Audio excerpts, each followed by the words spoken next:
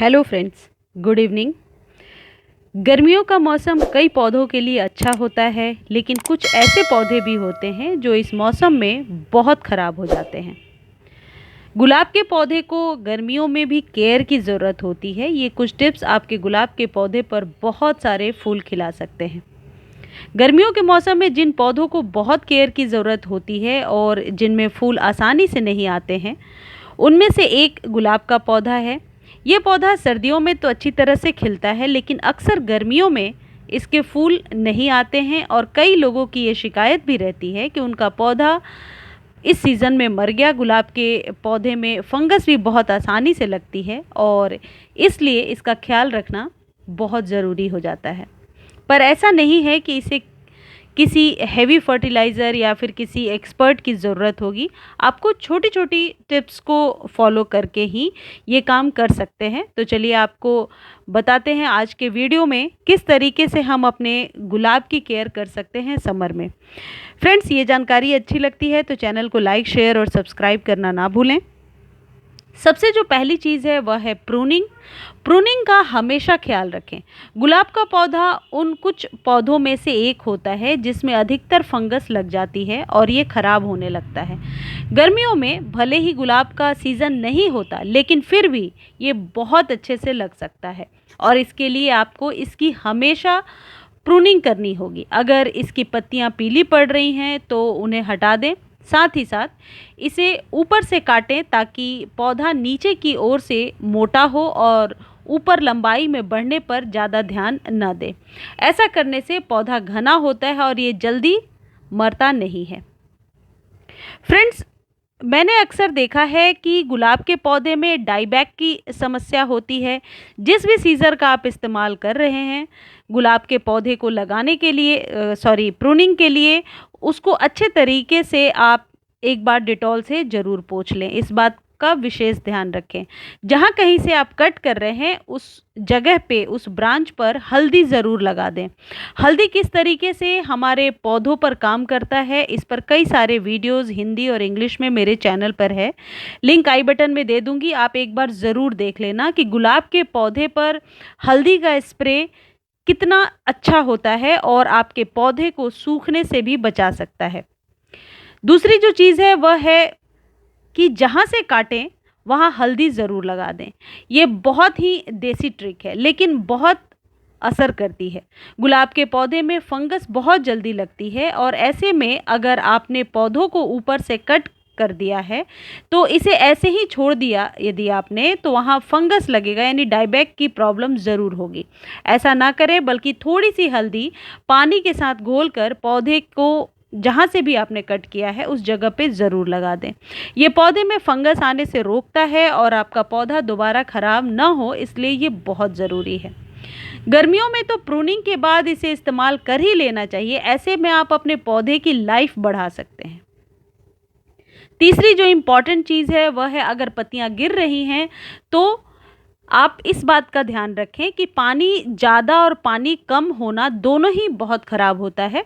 गुलाब के पौधे को बहुत ज़्यादा पानी की ज़रूरत नहीं होती है। इसमें पानी तभी दें जब इसके ऊपर की मिट्टी सूखी हो।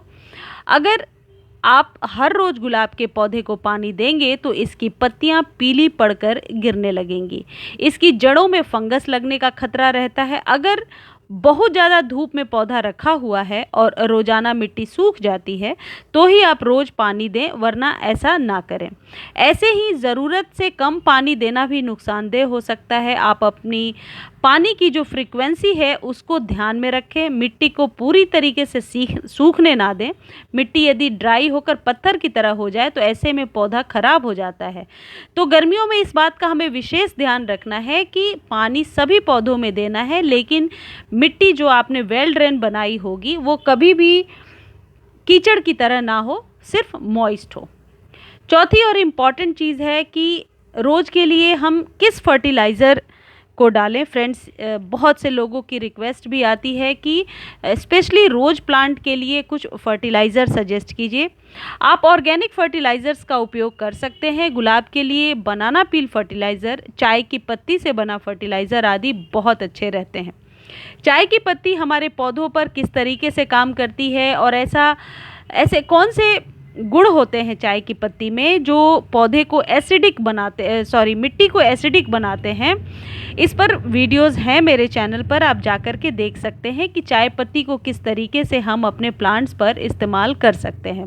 फ्रेंड्स, गुलाब के पौधे के लिए जो यूज्ड टी लीफ होता है वो बहुत ही अच्छा फर्टिलाइज़र होता है।